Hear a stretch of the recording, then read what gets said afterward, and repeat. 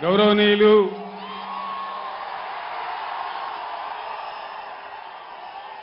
Karimnagar parliament BRS అభ్యర్థి శ్రీ వినోద్ కుమార్ గారు,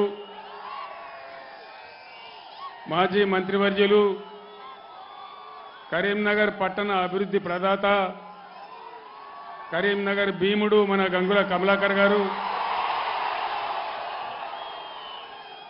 Huzurabad tiger Huzurabad MLA Kaushik Reddy గారు, కరీంనగర్ జడ్పీ చైర్మన్ గారు, మాజీ శాసనసభ్యులు మాజీ civil supplies corporation chairman Sardar Ravinder Singh గారు, పార్టీ నాయకులు మేయర్ సునీల్ రావు గారు, పార్టీ కార్పొరేటర్లు, ముఖ్య నాయకులు, ఈరోజు ఇంత పెద్ద ఒక సముద్రంలాగా తరలి వచ్చినటువంటి నా అన్నదమ్ములకు, అక్కా చెల్లెలకు అందరికీ నమస్కారం.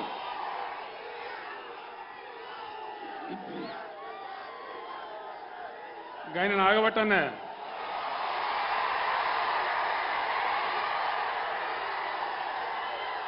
ఆగాల తమ్ముడు, నువ్వు ఒక్కనివి ఆగాల ఆగానే ఆగు. ఆగవా.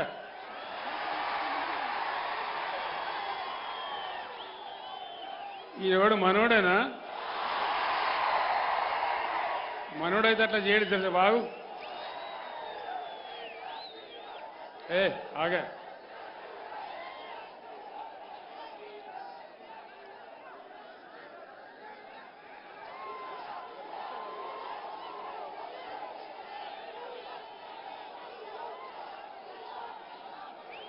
ఈరోజు జరిగే ఈ పార్లమెంట్ ఎన్నికలలో 3 పార్టీలు మీ ముందర ఉన్నాయి.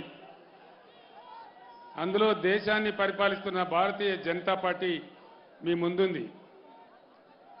నేను ఒక్కటే మాట మీకు మనవి చేస్తా ఉన్నా. 10 ఏళ్ల నాడు నరేంద్ర మోడీ ఈ దేశానికి ప్రధానమంత్రి అయినాడు. దగ్గర 150 మీరు సైలెంట్గా ఉంటే వినబడుతుంది. 150 హామీలు ఇచ్చినాడు.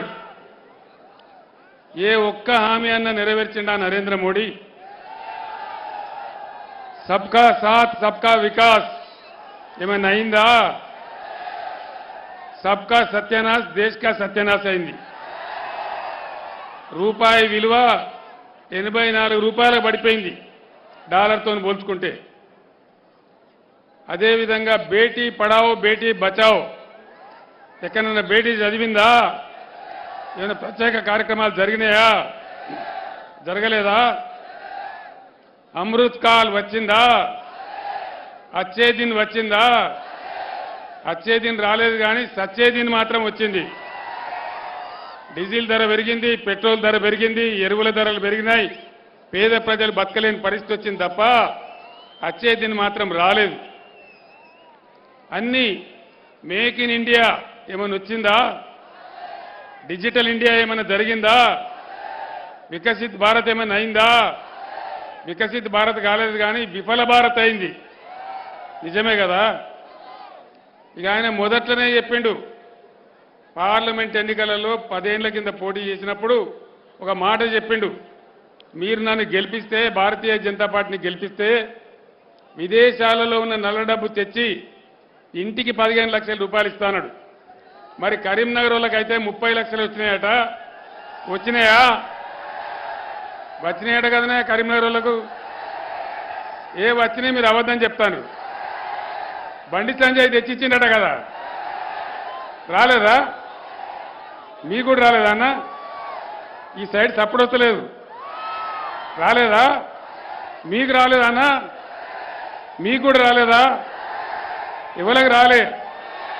15 లక్షలు లేదు, 30 లక్షలు లేదు. అంత వట్టిదే గ్యాసు ట్రాషు, అంతే కదా? మాట్లాడితే పాకిస్తాన్ చూపెట్టాలి. ఒకటి పుల్వామా, ఒకటి మన్ను మశానం.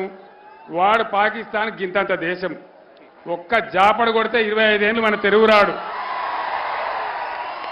వాడిని చూపించి ఓ గ్యాస్ పెట్టి ఓ డ్రామా కొట్టి మనం ఎమోషనల్ బ్లాక్మెయిల్ చేసి మనందరిని క్యారీ చేసి 10 సంవత్సరాల నుంచి ఫూల్స్ చేస్తూ ఉన్నారు. దయచేసి ఆలోచన చేయాలి. ముఖ్యంగా యువకులు, విద్యావంతులు, చదువుకున్న వాళ్ళు, మేధావులు ఈ కరీంనగర్ పట్టణంలో, కరీంనగర్ ప్రాంతంలో చాలా మందిగా ఉన్నటువంటి రచయితలు మీ అందరికి నేను దండం పెట్టి చెప్తా ఉన్నా. ఈ మోడీ చేసే బ్లాక్మెయిల్, ఎమోషనల్ బ్లాక్మెయిల్ క్యారీ అయితే ఈ దేశం ఇప్పటికే సర్వనాశనమైంది. మోడీ కన్నా ముందున్న ప్రధానమంత్రులు 14 మంది ప్రధానమంత్రులు కేవలం 55 లక్షల కోట్ల అప్పు చేస్తే ఈయన ఒక్కడే 105 లక్షల కోట్ల అప్పు చేసినాడు. అదేవిధంగా రూపాయి విలువ పడిపోయింది. ఎక్స్పోర్ట్స్ మొత్తం నిలిచిపోయినాయి ఇండియా నుంచి. అదేవిధంగా దిగుమతులు బాగా పెరిగిపోయినాయి, ఇంపోర్ట్స్ పెరిగిపోయినాయి, విదేశీ మారక నిల్వలు తగ్గిపోయినాయి. అదేవిధంగా ఏ ఒక్క మాట సంవత్సరానికి 2 కోట్ల ఉద్యోగాలు భర్తీ చేస్తా అంటే ఏ ఒక్కటి కూడా భర్తీ చేయలేదు. ఏ ఒక్క వర్గానికి, ఒక దళితులకో, గిరిజనులకో, మహిళలకో, పేదలకో, మైనారిటీలకో, రైతులకో ఏ ఒక్కరికి కూడా మేలు జరగలేదు. ఎవరికైనా జరిగిందా? ఢిల్లీలో రైతులు ధర్నా చేస్తే 750 మందిని పొట్టన పెట్టుకున్నాడు ఈ మోడీ. మళ్ళీ ఆయన కోట్ల అవసరం పడితే ఉత్తరప్రదేశ్లో ఎలక్షన్ ఉంటే అదే రైతులకు క్షమాపణ వేడుకొని గట్టెక్కిండు. ఆయన బిరుదిచ్చినప్పుడు మాఫీకా సౌదాగర్ అని చెప్పి ఈ రకంగా ఆయనకు ఓట్లు అక్కరినప్పుడు డ్రామాలు, ఏషాలు కట్టి ప్రజల మధ్య చీలికలు తెచ్చి మత విద్వేషాలు పెంచి ఒక రకమైన ద్వేషపూరిత వాతావరణం నింపుతారు తప్ప బీజేపీ ఎజెండాలో పేదల యొక్క మాట ఉండదు, నిరుపేదల యొక్క మాట ఉండదు. కార్పొరేట్ల కోసం 15 లక్షల కోట్ల బ్యాంకు రుణాలు ప్రజల సొమ్మును ఆయన అబ్బసొత్తులాగా మాఫీ చేసినాడు. కానీ రైతులకు రూపాయి ఇయ్యలే. రైతులను రాచి రంపాన పెట్టినాడు. ఎవ్వలకు కూడా మేలు జరగలే. అన్ని వట్టి డైలాగులు, డబ్బాల రాళ్ళేసి చూపినట్టు లొడలొడలో ఊపుడు తప్ప ఏ ఒక్క మాట కూడా నిజం కాలే. దయచేసి నా మాటను ఆశామాసిగా తీసుకోకుండా మేధావులు, విజ్ఞులు అందరూ కూడా ఆలోచించాలని చెప్పి నేను కోరుతా ఉన్నా. ఇంకొక మాట ఆలోచన చేయాలి. తెలంగాణ ఖచ్చితంగా ఆలోచన చేయాలని నేను కోరుతా ఉన్నా. ఎందుకంటే ఈ గడ్డ మామూలు గడ్డ కాదు. నేను తెలంగాణ గులాబీ జెండా లేపినాడు. నేను గులాబీ జెండా లేపినాడు ఇదే గడ్డ మీద ఎస్ఆర్ఆర్ కాలేజీ నుంచే జై తెలంగాణ నినాదం ఇచ్చిన నేను.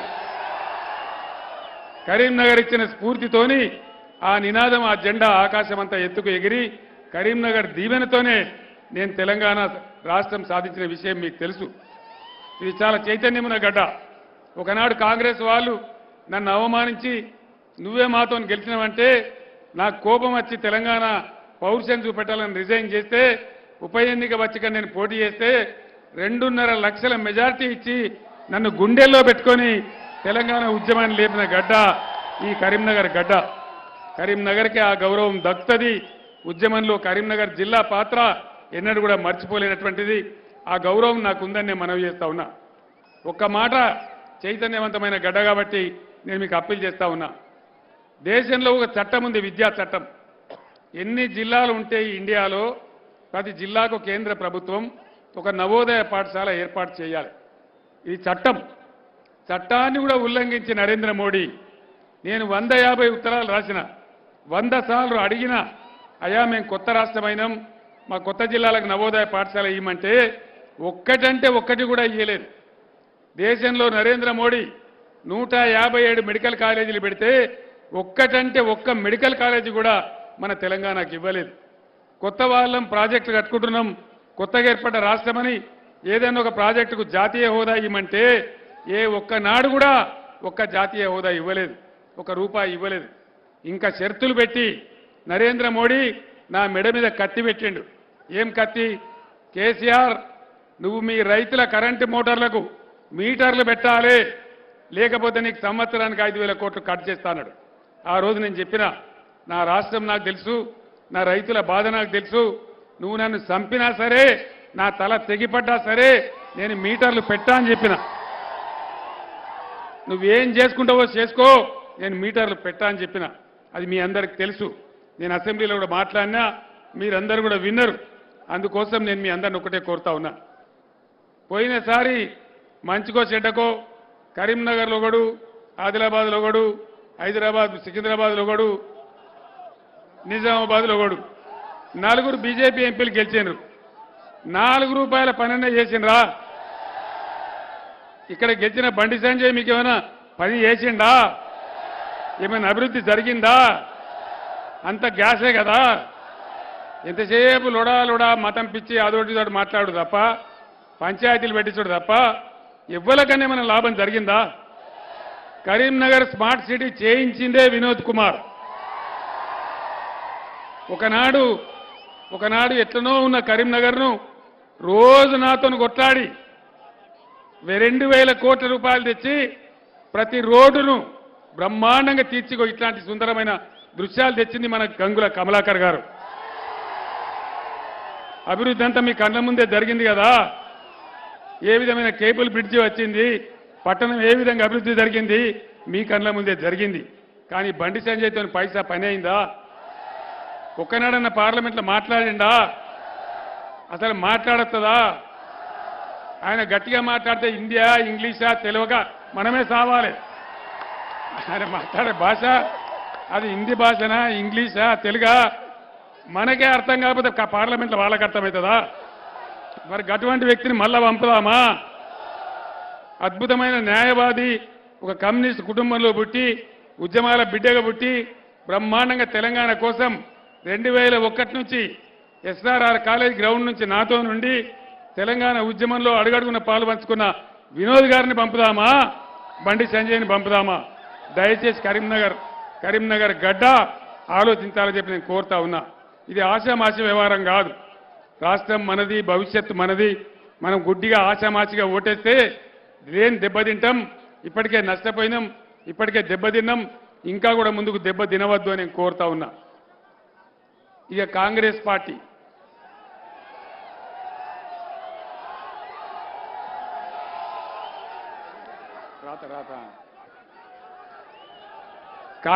పార్టీ పోయిన అసెంబ్లీ ఎలక్షన్లలో అరిచేతుల వైకుంఠం చూపించి 6 గ్యారెంటీలు ప్రధానమైనవి, అందులో 13 అంశాలు, మళ్ళీ 420 గ్యారెంటీలు ఇష్టం వచ్చిన పద్ధతిలో నోటికొచ్చిన గ్యారెంటీ ఇచ్చినారు. మహిళలందరికీ 2,500 రూపాయలు ఇస్తామన్నారు ప్రతి మహిళకు. వచ్చినాయా 2,500? కరీంనగర్లో వచ్చినాయట కదనే. పున్నం ప్రభాకర్ తెచ్చిండట కదా, రాలేదా? గ్యాసే. కళ్యాణ లక్ష్మి కేసీఆర్ ₹1,00,000 ఇస్తాడు, మేమొస్తే తులం బంగారం కల్పిస్తామన్నారు. వచ్చిందా తులం బంగారం? అమ్మ వచ్చిందా? రాలే. వచ్చిందా అన్న? ఎక్కడ కూడా రాలే. ఇష్టం వచ్చిన వాగ్దానాలు, నోటికొచ్చిన వాగ్దానం చెప్పింది. ఆ రోజు మేము 2 విడతలుగా 30,000 కోట్ల రూపాయలు రైతుల రుణమాఫీ చేసినాం. నోట్ల రద్దు దెబ్బగొట్టినా, కరోనా వ్యాధి వచ్చి రాష్ట్ర ఆదాయం తగ్గిపోయినా ఉన్నంతలో సర్దుబాటు చేసి రైతులు కాబట్టి వాళ్ళని నిలబెట్టాలని 30,000 కోట్లు మాఫీ చేసినాం. ముఖ్యమంత్రి రేవంత్ రెడ్డి చెప్పిండు, కేసీఆర్ ₹1,00,000 చేసిండు, మేము అధికారంలో కాంగ్రెస్ వస్తే 2 లక్షల రూపాయలు రుణమాఫీ చేస్తాం, అది డిసెంబర్ 9 తారీఖు నాడే చేస్తాం, 9:30 గంటలకే చేస్తాం, ఉరుకున్రిగా పరిగెత్తుండ్రి 2 లక్షల రుణమాఫీ తీసుకోమన్నాడు. 2 లక్షల రుణమాఫీ అయిందా? రైతు బంధు అందరికీ వచ్చిందా? ముందరికి వచ్చే నమ్మకం ఉందా? వడ్లు కొంటున్నారా? తడిసిన వడ్లు కొంటున్నారా? మద్దతు ధర వస్తున్నదా వడ్లకు? ఇట్లా ఎక్కడ నేను ఇవాళ 12వ రోజు నేను సభ బయలుదేరి అన్ని జిల్లాల నుంచి వస్తా ఉన్నా. ప్రతి దగ్గర కూడా ఇదే చేస్తా ఉన్నారు. దోకా చేసినారు, మోసం చేసినారు. ఎన్ని రకాల దోకా. రైతు బంధు మేము 10,000 ఇస్తే ఎకరానికి 15,000 ఇస్తామని చెప్పినారు. ఇది మోసం కాదా? 2,000 రూపాయలు పెన్షన్ మేము ఇస్తే 4,000 ఇస్తామని అన్నారు. ఇచ్చిండ్రా? ఇది మోసం కాదా? ఇట్లా అనేక రకాలుగా మేము ఏదేదైతే ఇచ్చినామో వాటన్నిటిని డబుల్ ఇస్తాం, త్రిబుల్ ఇస్తామని చెప్పి ప్రజలను మోసగిచ్చినారు. ఇలా విద్యార్థులకు గ్యారంటీ కార్డు ఇస్తామన్నారు, 5 లక్షల రూపాయలు ఎవరికైనా ఒకరికి ఇచ్చిండ్రా? ఇక ఇంకోటి చేసిండ్రు, ఒక్కటి మాత్రం నెరవేర్చిండ్రు, మహిళలకు ఫ్రీ బస్సు. మహిళలకు ఫ్రీ బస్సు పెడితే ఆ బస్సులలో సర్కస్ల జరిగినట్టు జరుగుతున్నాయి కొట్లాటలు. జుట్టు జుట్టు పట్టుకొని కొట్లాడుకునే పరిస్థితి వచ్చింది. మహిళలు కొట్టుకసేస్తున్నారు. మహిళలే మాకు ఎందుకయ్యా ఫ్రీ బస్ అంటున్నారు, మాకు అవసరం లేదంటున్నారు. అటు ఆటో రిక్షా కార్మికులేమో రోడ్డున పడ్డారు. రేవంత్ రెడ్డి చెప్పిండు ఆటో రిక్షా కార్మికులకు 12,000 ఇస్తామన్నాడు, ఇచ్చిండ్రా? రైతు కూలీలకు సంవత్సరానికి 12,000 ఇస్తామన్నారు, ఇచ్చిండ్రా? కనీసం రైతు కూలీ ఎవడో గుర్తించిండ్రా? ఏదైనా జరిగిందా? అంటే ఎన్నికల్లో చెప్పినవన్నీ బూటక వాగ్దానాలని అరచేతిలో వైకుంఠమని దగాపోయినమని ఇలా తెలంగాణ రైతాంగం బాధపడతా ఉంది. కాళేశ్వరం పేరు మీద అన్నేందో ఉన్నదని చెప్పి నీళ్లు లేకుండా నేను బ్రహ్మాండంగా తీర్చిదిద్దిన కరీంనగర్, అప్పర్ మానేరు నుంచి అటు గోదావరి వరకు, అన్నారం బ్యారేజీ వరకు, ఇటు వరద కాలువను రిజర్వాయర్ చేసి కాకతీయ కాలువను 10 నెలలు వారిచ్చి గోదావరి మీద బ్యారేజీలు కట్టి 200 కిలోమీటర్ల గోదావరిని సజీవ గోదావరి చేసి అమృతధారల లాంటి 4 జలధారలు ఈ కరీంనగర్ చుట్టూ నిర్మించినాం. అన్ని మాయమైపోయినాయి, అన్నిటికన్నీ పోయినాయి. మళ్ళా ఊళ్ళలోకి రాని బోర్ బండ్లు మళ్ళా ఊళ్ళలోకి వస్తూ ఉన్నాయి. క్రేన్ తీసేటువంటి పూడికలు తీసే క్రేన్లు ఊళ్ళలోకి వస్తూ ఉన్నాయి. రైతులు ఆత్మహత్యలు చేసుకునే పరిస్థితులు వస్తూ ఉన్నాయి. చొప్పదండి కడమని ఒక రైతు కళ్ళంలో వడ్లు దున్నుకుంటేనే ఎండబెట్టి 25 రోజులైంది నేను వచ్చిన వడ్లు కొంటలేరని అక్కడే ఆయన ఎండ వేడి తట్టుకోలేక ఆయన ప్రాణం కూడా కోల్పోయినాడు. కరెంట్ ఎక్కడికి పోయిందండి నాకు అర్థం కాదు. ఏం రోగం వచ్చింది? నేను ఏడాది అర్థంలో నేను మంచిగా చేసి 9 ఏళ్ల పాటు రాష్ట్రం మొత్తానికి రెప్పపాటు పోకుండా కరెంట్ ఇచ్చిన కదా, మరి ఎక్కడికి పోయింది కరెంట్? ఇవాళ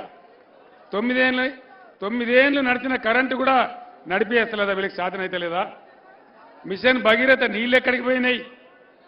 పట్టణాలలో కరీంనగర్ లాంటి పట్టణంలో పేదలకు అందరికీ రావాలని, ప్రతి ఇంట్లో నల్లా ఉండాలని ₹1 నల్లా కనెక్షన్ ఇచ్చి పట్టణంలో పెట్టినాం. గ్రామాలలో రూపాయి కూడా తీసుకోకుండా ప్రతి ఇంట్లో నల్లా కనెక్షన్ పెట్టినాం. బ్రహ్మాండమైన నీళ్లు తెచ్చి ఇచ్చినాం. ఇలా ఎక్కడికి పోయినాయి ఆ నీళ్లు? నాకే కండ్లలోకి నీళ్ళు వస్తూ ఉన్నాయి. మళ్ళా బిందెలు పట్టుకొని పోవడం, మళ్ళా భయంకరంగా ట్యాంకర్లు రావడం, పట్టణాలలో ట్యాంకర్లు ప్రజలు కొనుక్కోవడం చాలా బాధ కలుగుతూ ఉంది. కరెంట్ ఎక్కడికి పోయింది? మంచినీళ్ళు ఎక్కడికి పోయినాయి? ఇది ఏం దుస్థితి, ఏం దౌర్భాగ్యం? ఈ పరిస్థితి ఎందుకు వచ్చింది? 4-5 నెలలనే ఇంత ఆగమాగం ఎందుకైతున్నాం? దయచేసి ఆలోచన చేయాలి. శాతనైన వాళ్ళు ఉంటే, దమ్మున్న వాళ్ళు ఉంటే చేయగలిగిందే చెప్పాలి. రైతు బంధు ఇస్తా అని నేను ఎలక్షన్లలో చెప్పలే, కానీ తర్వాత చేసిన, మా రైతులకు కావాలని చేసిన, నడిపినాం. దాన్ని కష్టపడో నడిపినాం. ఒక్కనాడు కూడా వాళ్ళకి బాధ కలగనీయలే. వడ్లు తడిచిపోయినా కానీ కొన్నాం, రైతులను నిలబెట్టాలని కొన్నాం. రైతు చచ్చిపోతే 5 లక్షల రూపాయల బీమా ఇచ్చినాం. ఇలా దాన్ని కూడా ఊడబిక్తామని చెప్తా ఉన్నారు. నేను ఒక్క మాట మీకు మనవి చేస్తా ఉన్నా. ఇలా రేవంత్ రెడ్డి మాట్లాడుతూ ఉన్నాడు. ఏం మాట్లాడుతున్నాడు? చాలా డేంజరస్ మాట. 5 ఎకరాలు దాటినోనికి రైతు బంధు ఇయ్యరట. 6 ఎకరాల నుండి ఏం చేసిండు? 7 ఎకరాల నుండి ఏం పాపం చేసిండు? తర్వాత పొలం దున్నినోనికే ఇస్తారట. అంటే ఎట్లా గుర్తుపడతావు నువ్వు? 2 నెలల దాకా దున్నుతారు పొలాలు, 2 నెలల దాకా నాటేస్తారు. ఏ విధంగా గుర్తుపడతావు నువ్వు? అంటే మళ్ళా అధికారుల దగ్గరికి పోవాలి, దున్నినట్టు సర్టిఫికేట్ తీసుకోవాలి. సర్టిఫికేట్ అంటే వాడు లావు అంటాడు, మళ్ళా లంచం ఇవ్వాలి. అంటే రైతు బంధు మొత్తం గోల్మాల్ చేసి ఆగమాగం చేసే కుట్రకి ప్రభుత్వం తెరలేపుతా ఉన్నది. 15,000 ఇస్తామని నమ్మబలికి ఇలా ఉన్న 10,000 కూడా ఇవ్వకుండా దాన్ని కూడా కింద మీద చేసే పరిస్థితి చేస్తూ ఉన్నారు. కళ్యాణ లక్ష్మి, పాత ఎమ్మెల్యేలు ఇచ్చిన కళ్యాణ లక్ష్మి వస్తుంది తప్ప కొత్త చెక్కులు ఇవ్వడం లేదు. మునిపేళ్ళకన్నా గరీబ్ గారు రోగమో నొప్పి వస్తే ఎమ్మెల్యే దగ్గరికి పోతే వెంటనే సీఎంఆర్ఎఫ్ చెక్కులు వచ్చేది. ఇలా ఒక్క సీఎంఆర్ఎఫ్ చెక్ కూడా ఇస్తలేరు. రేషన్ కార్డుల మీద సన్నబియ్యం ఇస్తామని చెప్పినారు కాంగ్రెస్ నాయకులు.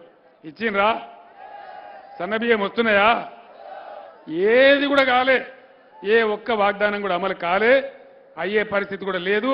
పార్లమెంట్ ఎన్నికల తర్వాత ఈ ప్రభుత్వం ఉంటుందా, ఊడుతుందా, ఏం జరుగుతుందో తెలియదు. యాదవ సోదరుల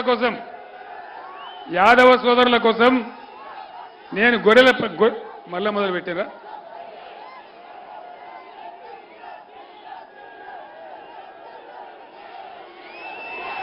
యాదవ సోదరుల కోసం నేనన్నాడు గొర్రెల పంపిణీ పెట్టినాం.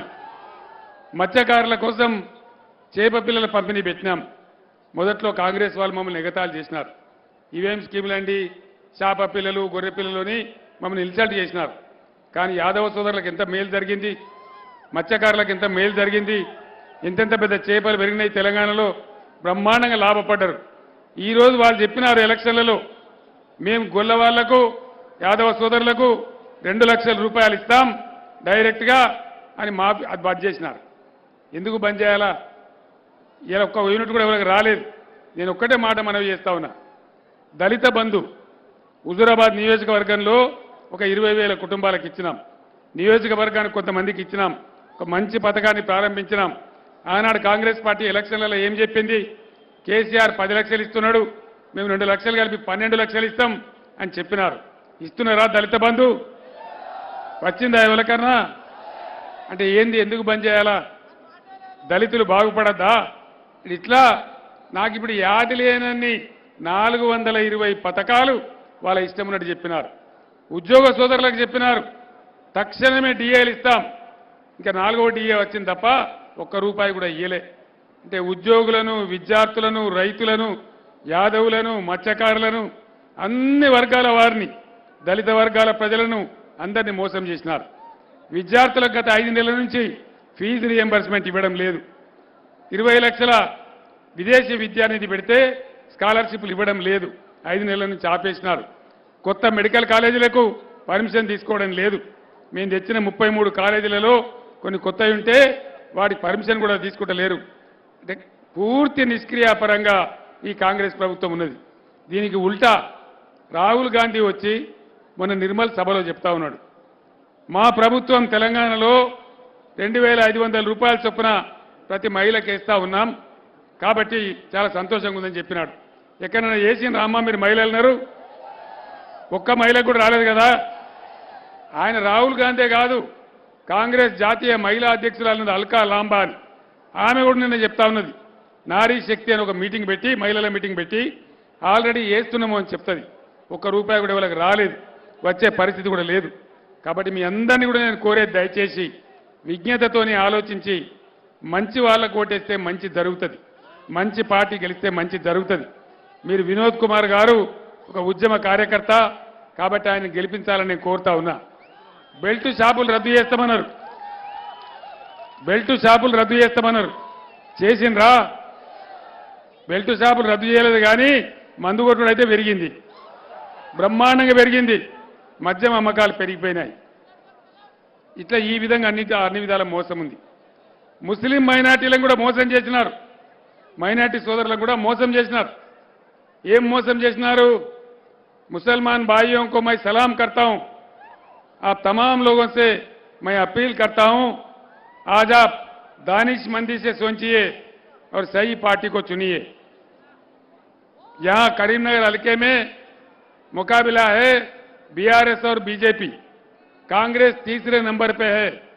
आप अपने वोट कहीं कांग्रेस को डालेंगे तो यहां बीजेपी जीत जाएगा. यहां के बीजेपी एमपी कितना गलीज आदमी है आप जानते हैं.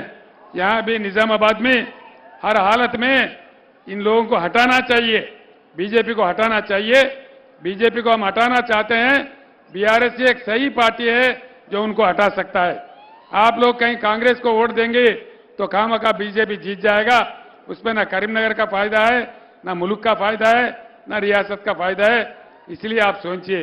उन दिनों मैं करीमनगर बहुत बार आया, तेलंगाना के लिए जब लड़ रहे थे, जद्दोजहद कर रहे थे, कई बार इस मुकाम पे मैं आया और मैं साफ कहा तेलंगाना जरूर बनेगा. अल्लाह के घर में देर है लेकिन अंधेर नहीं है.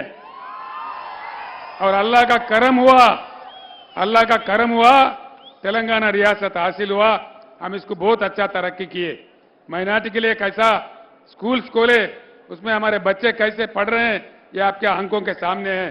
आप बखूब जानते हैं. कई दूसरे लोगों के बातों में वाकई गुमराह होके आप कहीं कांग्रेस को वोट देंगे तो यहां बीजेपी जीत जाएगा. इससे कोई फायदा होने वाला नहीं है.